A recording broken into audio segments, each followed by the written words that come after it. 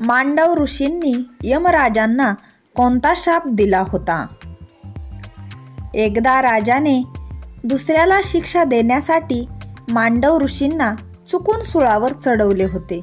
त्यानंतर बराच वेळ वधस्तंभावर लटकूनही ऋषी मांडवांचा मृत्यू झाला नाही.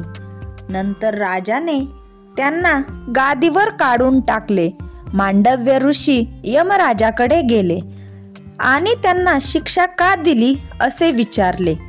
तेव्हा यमराजांनी सांगितले की वयाच्या 12व्या वर्षी त्यांनी एका कीटकाच्या शेपटीत सुई टोचली होती.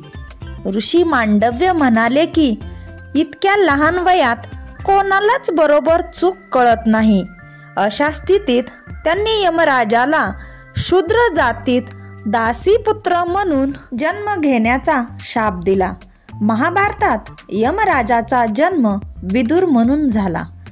अशाच पौराणिक कथा ऐकण्यासाठी रेणुका व्हॉइस चॅनलला सबस्क्राईब करा आणि व्हिडिओला लाईक आणि शेअर करायला विसरू नका. आणि कमेंटमध्ये सांगा तुम्हाला हा व्हिडिओ आवडला की नाही ते नक्की सांगा. धन्यवाद.